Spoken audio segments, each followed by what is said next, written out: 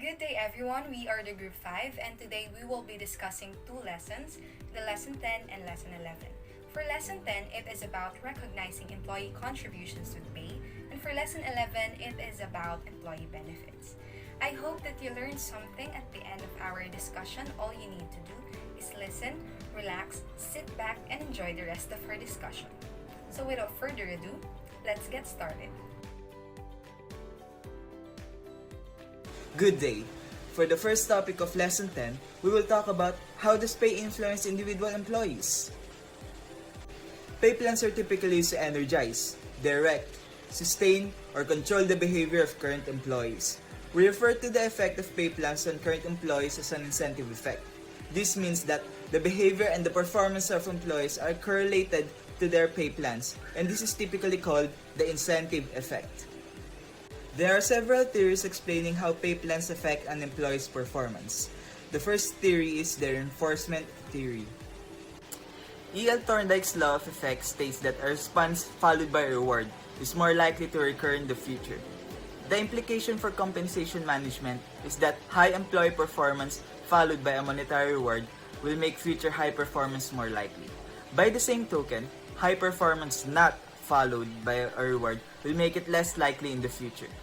This means that in any action that results in satisfying consequences tends to be repeated over the course of time, and that actions that result in unsatisfying consequences tends to not be repeated, for incentives make an employee more motivated. Our second theory is expectancy theory. This theory states that although expectancy theory also focuses on the link between rewards and behaviors, it emphasizes expected rather than experienced rewards. In other words, it focuses on the effects of incentives. Behaviors can be described as a function of ability and motivation. This means that expectancy theory or expectancy theory of motivation proposes an individual will behave or act in a certain way because they are motivated to select a specific behavior over other behaviors due to what they expect the result of that selected behavior will be. For example, an employee would be motivated to put in higher amounts of effort to perform better on the job. This would occur at an even rate if he knew what the rewards were going to be. For instance, an extra day off or increase in salary. Now let's talk about intrinsic and extrinsic motivation. Although expectancy theory implies that linking an increased amounts of rewards to performance will increase motivation and performance, some authors have used cognitive evaluation theory to question this assumption, arguing that monetary rewards may increase extrinsic motivation but decrease extrinsic motivation. Extrinsic motivation depends on rewards, such as pay and benefits controlled by an external source, whereas intrinsic motivation depends on rewards that flow naturally from work itself, like performing interesting work. Intrinsic motivation comes from within, while extrinsic motivation arises from outside. When you're intrinsically motivated, you engage in an activity solely because you enjoy it and get personal satisfaction from it. When you're extrinsically motivated, you do something in order to gain an external reward. A novice example of extrinsic motivation is money. Avoiding punishment or getting in trouble is another. And with intrinsic motivation, you do the task because you enjoy it and you find it satisfying. Enjoyment, satisfaction, and inner growth are examples of intrinsic motivation. While it is important to keep in mind that money is not the only effective way to motivate behavior and that monetary rewards will not always be the answer to motivation problems, it does not appear that monetary rewards run much risk of compromising intrinsic motivation in most work settings. Our next theory is agency theory. This theory focuses on the divergent interests and goals of the organization stakeholders and the way that employees' compensation can be used to align these interests and goals. We cover agency theory in some depth because it provides especially relevant implications for compensation design.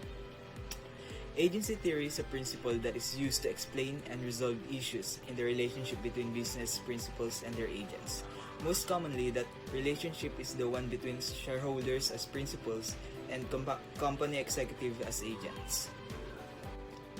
An agency, in broad terms, is any relationship between two parties in which one, the agent, represents the other, the principal, in day-to-day transactions.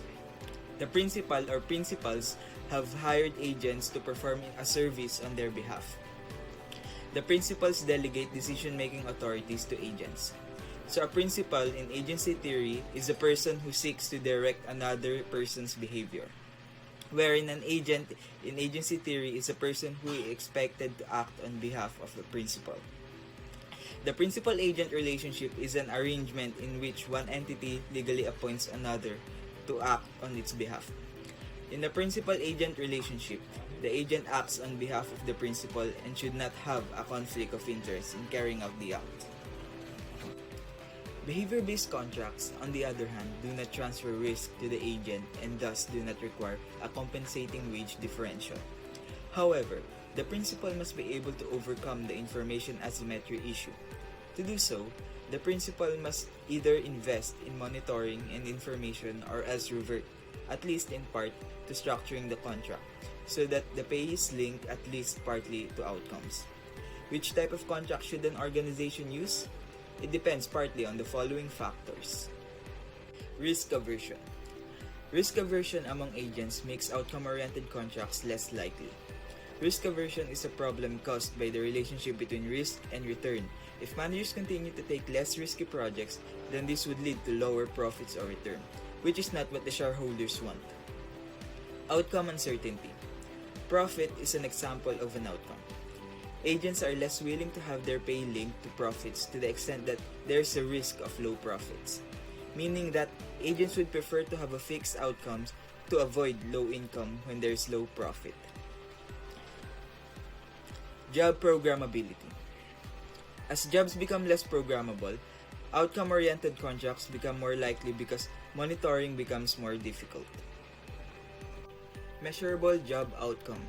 When outcomes are more measurable, outcome-oriented contracts are more likely. Ability to pay.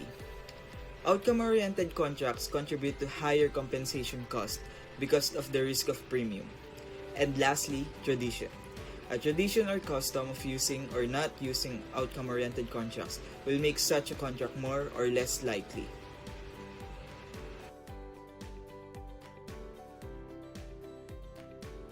So after learning how does pay influence individual employees, let's now move forward on how does pay sorting effects influence labor force compositions. Again, my name is Lynn and let's move forward onto the discussion.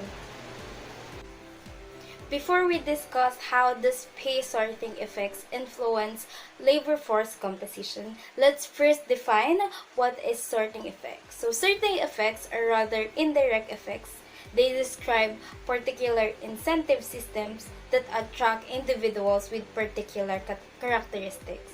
For instance, variable rather than fixed compensations tends to attract individuals with higher skills and lower control beliefs.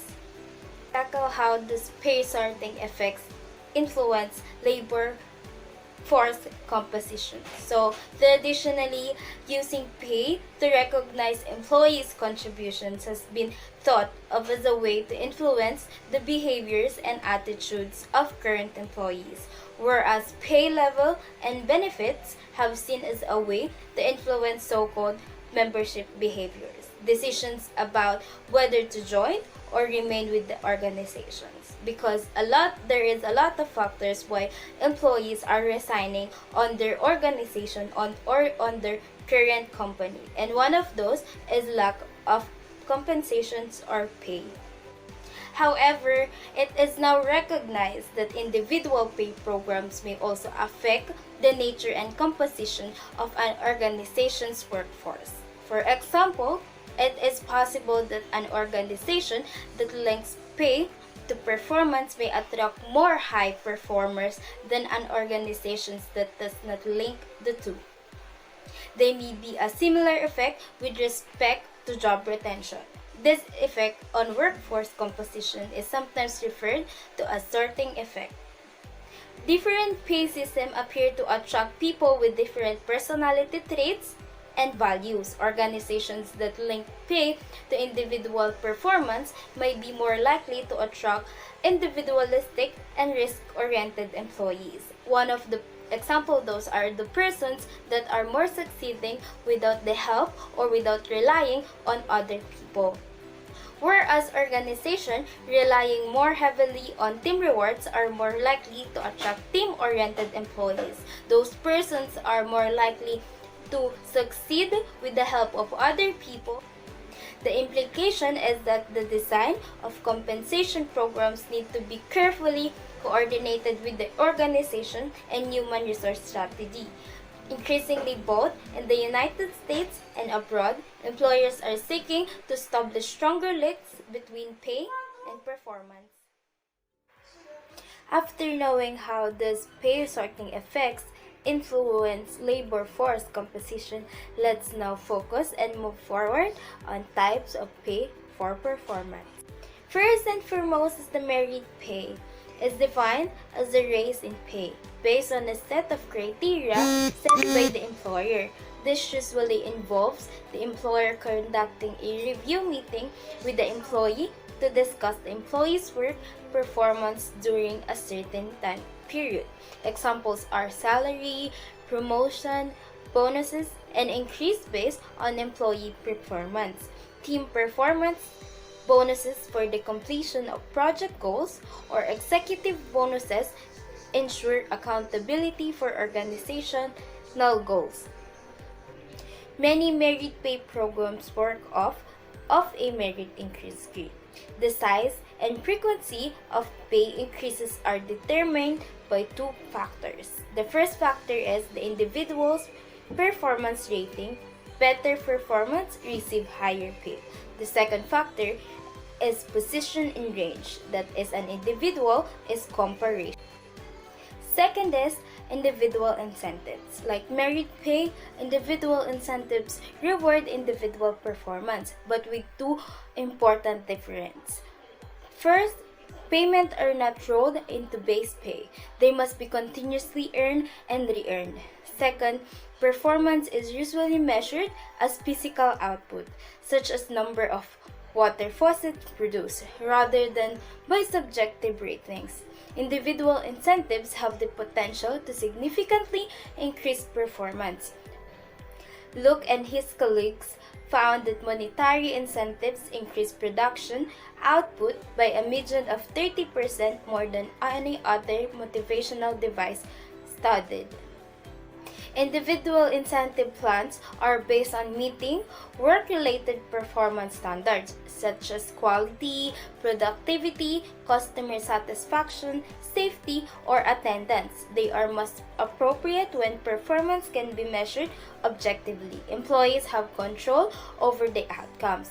Examples are cash, including commission, year-end bonuses, sign-on bonuses, and performance bonuses.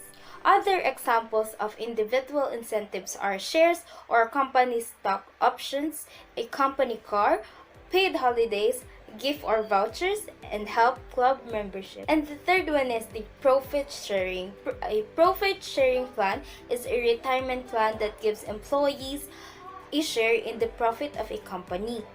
Under this type of plan, also known as deferred profit sharing plan or DPSP, an employee receives a percentage of company's profits based on its quarterly or annual earnings. For example, if $10,000 has been set aside for a business for profit sharing and there are 5 employees, each is given $2,000 as their part of the profit sharing. Businesses can decide how much of the profits are shared, and the percentage of method can change annually. Has two potential advantages. First, it may encourage employees to think more like owners, taking a broad view of what needs to be done to make the organization more effective. Second is because payments do not become part of base pay but instead are variable pay, labor costs are automatically reduced during difficult economic times and wealth is shared during good times.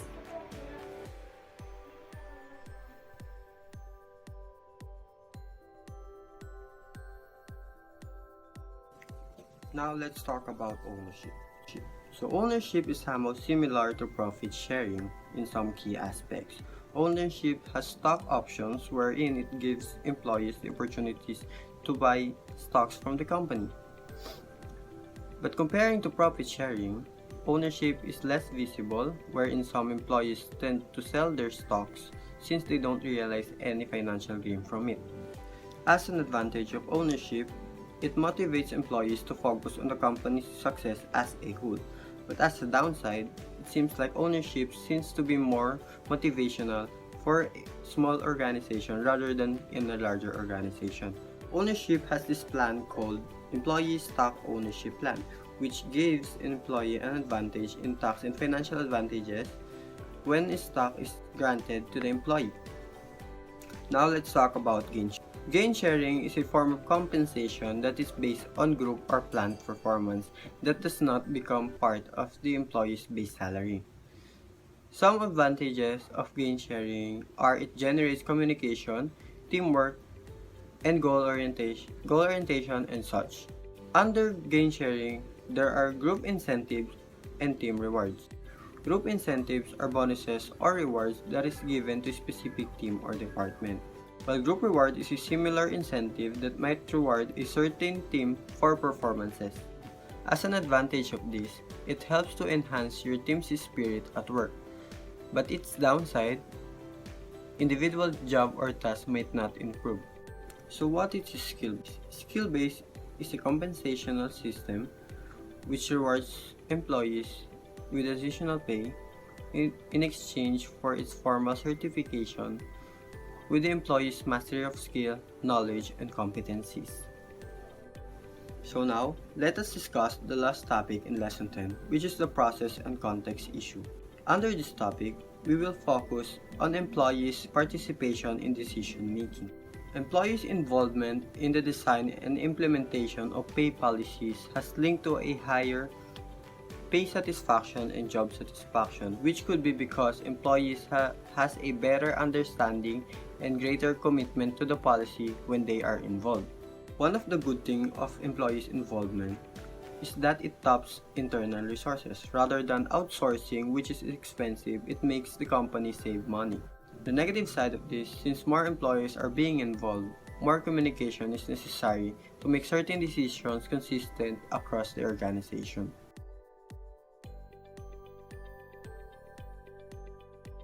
Good day everyone, I am Kerji Torres and I am here to discuss topic 1, which is all about mandatory benefits and contributions in the Philippines. Before we go to the main topic, I will discuss first a quick overview. Many of the concepts discussed in the 2 previous chapters on employee compensation apply here as well. Benefits have 3 unique aspects. First, there is the question of legal compliance. Although direct compensation is subject to government regulation, the scope and impact of regulation on benefits is far greater.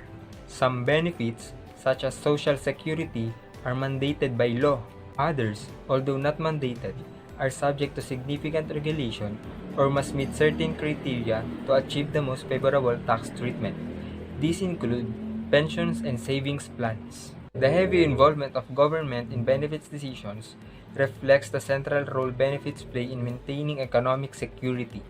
The second unique aspect of benefits is that organizations typically offer them that they have come to be institutionalized. Providing medical and retirement benefits of some sort remains almost obligatory for many employers.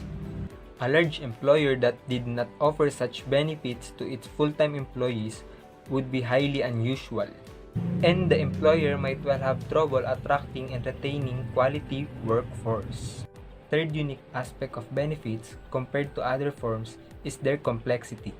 It is relatively easy to understand the value of a dollar as part of a salary, but not as part of a benefits package. The advantages and disadvantages of different types of medical coverage, pension provisions, disability insurance, and investment options for retirement funds are often difficult to grasp, and their value is rarely as clear as the value of one's salary. Most fundamentally, employees may not even be aware of the benefits available to them, and if they are aware, they may not understand how to use them. Employees employee benefits, coverage, and contributions. The Philippine Social Security System, strengthened by the provisions of the Republic Act No. 8282, or the Social Security Law, is the country's social insurance program. It consists of the following bodies. First is the Social Security System, or SSS. It is a state-run social insurance program in the Philippines to workers in the private, professional, and informal sectors. SSS is established by the virtue of Republic Act No. 1161, better known as the Social Security Act of 1954. This law was later amended by Republic Act No. 8282 in 1997. Government employees, meanwhile, are covered under a separate state pension, funded by the Government Service Insurance System, or GSIS. It is the policy of the state to establish, develop, promote, and perfect a sound and viable tax-exempt social security system suitable to the needs of the people throughout the Philippines, which shall promote social justice and provide meaningful protection to members and their beneficiaries against the hazard of disability, sickness, maternity, old age, death, and other contingencies resulting in loss of income or financial burden. Towards this end, the state shall endeavor to extend the social security protection to workers and their beneficiaries. Second is the Home Development Mutual Fund, or HDMF. The HDMF, or also known as the Pag-ibig Fund, is a provident saving system supplying housing loans to private and Philippine government employees and to self-employed employees who elect to join the fund. Apart from housing loans, members can also enjoy numerous Pag-ibig benefits such as calamity and multi-purpose loans, provident benefits, and death benefits. Third is the Philippine Health Insurance Corporation, or PhilHealth. PhilHealth is administered by the Philippine Health Insurance Corporation and provides employees with the practical means of paying for adequate medical care in the Philippines. It was created in 1995 to implement universal health coverage in the Philippines. It is a tax-exempt, government-owned, and controlled corporation of the Philippines and is attached to Department of Health.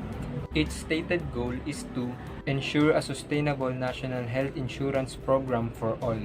Coverage in the Philippines. All employed persons under the age of 60 who earn a monthly income of more than 1,000 pesos are required to contribute to the three social insurance funds previously mentioned. Government employees under the retirement age of 65 and officers of the Armed Forces of the Philippines, or AFP, Philippine National Police, or PNP, Bureau of Fire Protection, or BFP, Bureau of Jail Management and Penology, or BJMP, and the Philippine Coast Guard, or PCG, who are under the age of 60 are mandated by law to contribute to the GSIS. Both private and government employees must contribute to the Pag-ibig Fund and PhilHealth. Membership is optional. However, for self-employed persons, overseas Filipino workers, or OFWs, and non-working spouses, or NWS. Updated government contributions in the Philippines for 2019. Employees' SSS contributions are deducted from their salaries and withheld by their respective employers on a monthly basis. Employers have a share in the monthly contribution. The updated SSS monthly contribution for the employed members with monthly income of 17,500 pesos and over is 1,920 pesos. The employer is required to contribute 8% or 1,400 pesos from this amount, while the remaining 4% or 700 pesos should be withheld from the employee's salary. Now let's proceed to topic 2, the benefit programs. Under these benefit programs is the workers' compensation. Workers' compensation is a form of insurance or business insurance that provides benefits to the employees who suffer work-related illness or injuries. Workers' compensation have 4 categories. First is the disability income.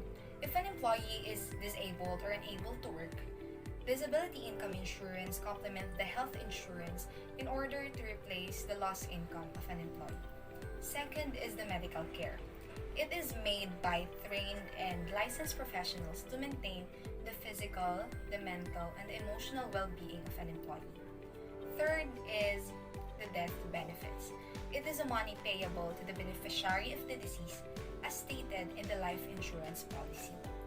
Fourth is the rehabilitative services, means services designed to restore, improve, maximize an individual's optimal level of functioning because it's important to make sure that the condition of all workers is good. Private group insurance have two major categories. First is the medical insurance. This is a type of insurance intended to cover possible and future medical expenses.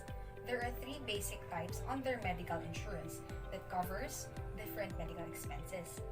Those are the hospital expenses, surgical expenses, and physician's visits. The second basic types of private group insurance is the disability insurance. It protects an employee from the financial risk of losing income when they become disabled or unable to work. It has two basic types. First is the short-term disability insurance. Second is the long-term disability insurance. For short-term disability insurance, it protects a portion of an employee's income for a short period of time. Typically, it lasts for 6 to 12 months, with benefits begin immediately in some other cases. Second is the long-term disability insurance.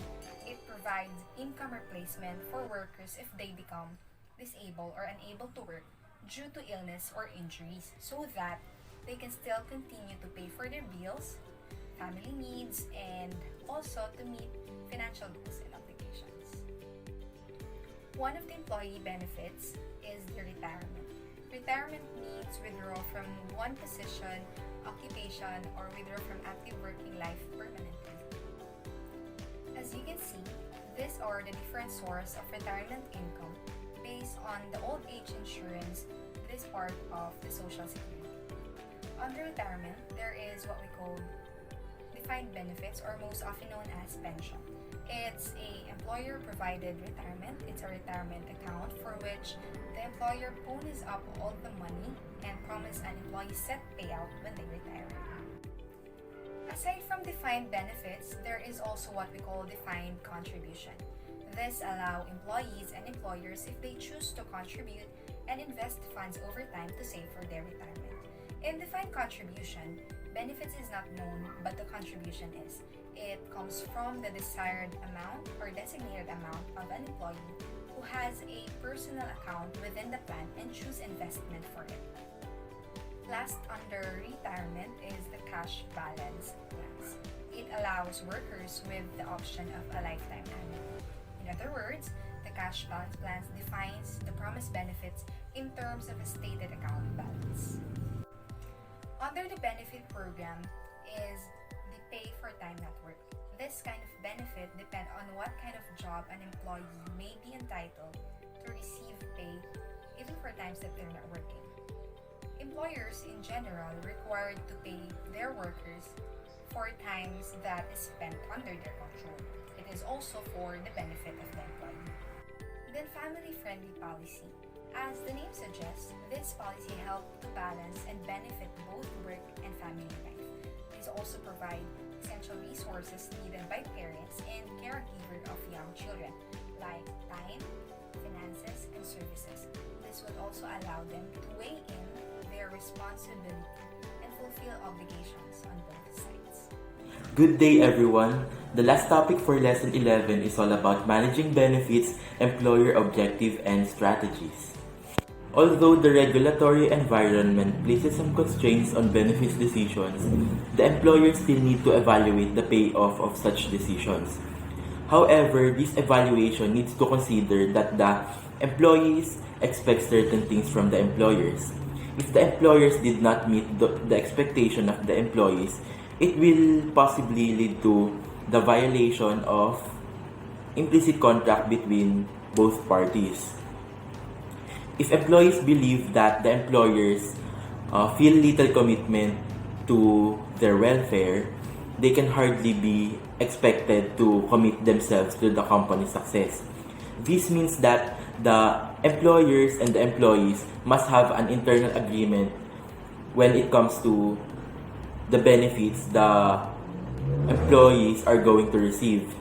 Also, the employers must consider the welfare of their employees so that they can expect more hardworking and productive employees, which is needed to achieve the company's success. So one of the important thing in managing benefit is what we call the cost control. Cost control is an important thing an employer must consider to balance or to control their expenses. So what is cost control? Cost control is the practice of identifying and reducing business expenses to increase the company's profit.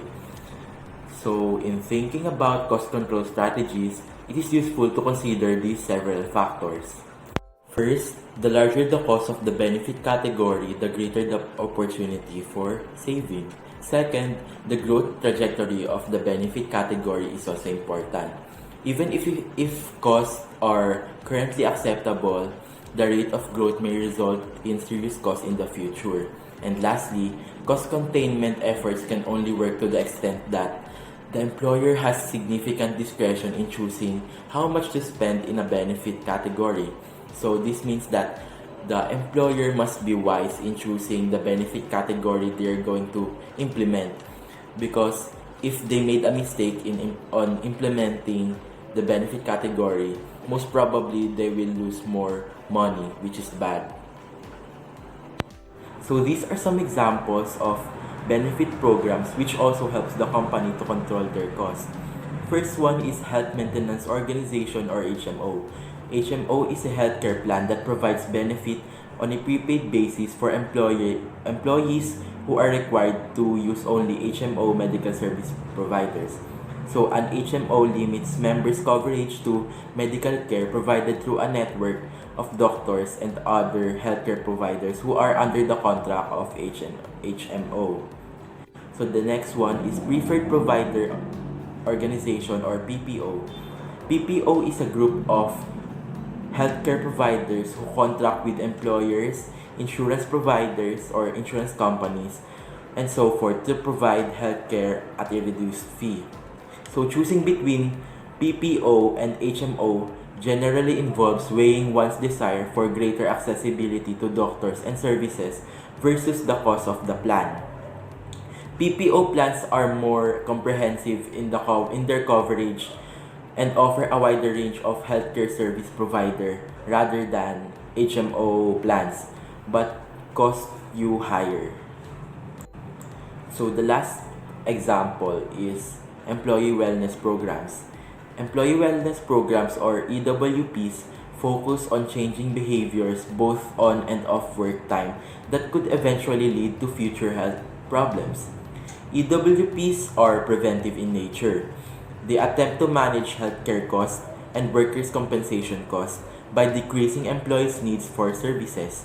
Typically, these programs aims at certain health risks such as high blood pressure, high cholesterol levels, smoking, and obesity.